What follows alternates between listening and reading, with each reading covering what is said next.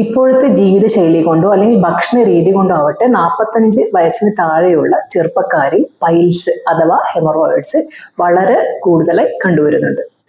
ശരിക്കും ഇത് പൈൽസ് എന്ന് പറയുന്നത് നമ്മുടെ മലദ്വാരത്തിലും അല്ലെങ്കിൽ മലദ്വാരത്തിന് ചുറ്റുമുള്ള രക്തക്കുഴലുകളിൽ ഉണ്ടാകുന്ന തടിപ്പും വീക്കവുമാണ്. മലദ്വാരത്തിന് ചുറ്റുമുള്ള രക്തക്കുഴലുകളിൽ അമിതമായ സമ്മർദ്ദം, അതായത് പ്രഷർ ഉണ്ടാകുമ്പോഴാണ് പൈൽസ് ഉണ്ടാകുന്നത്. ഇതിന്റെ പ്രധാന കാരണം എന്ന് പറയുന്നത് ക്രോണിക് വിട്ടുമാറാത്ത കോൺസ്റ്റിപ്പേഷൻ ആണ്.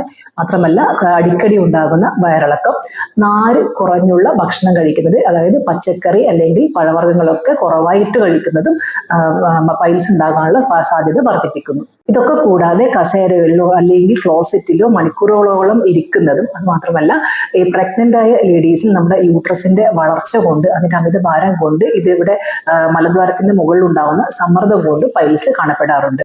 പൈൽസിന്റെ പ്രധാന ലക്ഷണം എന്ന് പറയുന്നത് മലം പോകുമ്പോൾ മലത്തിന്റെ കൂടെ രക്തം തുള്ളിത്തുള്ളിയായി പോകുന്നത്, അടുത്തതായി മലദ്വാരത്തിന് ചുറ്റും കഠിനമായ ചൊറിച്ചിലോ അല്ലെങ്കിൽ അസ്വസ്ഥതയോ ഉണ്ടാകുന്നത്. ഇത് കൂടാതെ മലദ്വാരത്തിന് ചുറ്റും ചെറിയ തടിപ്പ് ഉണ്ടാവുകയും ആ തടിപ്പ് തൊടുമ്പോൾ കഠിനമായ വേദന അനുഭവപ്പെടുകയും ചെയ്യാറുണ്ട്.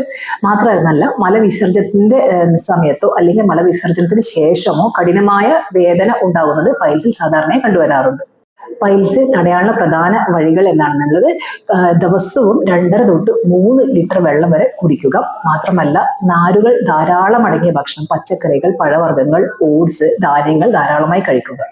ഇതുകൂടാതെ മലവിസർജന സമയത്ത് മുക്കൽ ഒഴിവാക്കുക. ചിലർ മലം പോകുന്നതിന് വേണ്ടി അധികമായി സ്ട്രെയിൻ ചെയ്യുന്നത് കാണാറുണ്ട്, അത് ഒഴിവാക്കുക. മാത്രമല്ല ടോയ്ലറ്റിൽ അധിക നേരം ചെലവഴിക്കുന്നത്, ഫോൺ ഉപയോഗിച്ചോ അല്ലെങ്കിൽ വെറുതെ ഇരുന്നോ അധിക നേരം ചെലവഴിക്കുന്നതും ഒഴിവാക്കുക. ദിവസവും ലളിതമായ വ്യായാമം ചെയ്യുന്നതും ശരീരഭാരം കുറയ്ക്കുന്നതും പൈൽസ് ഒരു പരിധിവരെ ഒഴിവാക്കാൻ നമുക്ക് സാധിക്കും. ഈ കാര്യങ്ങളൊക്കെ ചെയ്തിട്ടും നിങ്ങൾക്ക് അസ്വസ്ഥതയോ അല്ലെങ്കിൽ രക്തസ്രാവമോ ഉണ്ടെങ്കിൽ നിങ്ങൾ നിർബന്ധമായും ഒരു വിദഗ്ധ ഡോക്ടറെ കണ്ട് ചികിത്സ തേടേണ്ടതുണ്ട്. ഇതുപോലുള്ള മെഡിക്കൽ ഇൻഫർമേഷൻസുമായി അടുത്ത വീഡിയോയിൽ കാണാം. Thank you.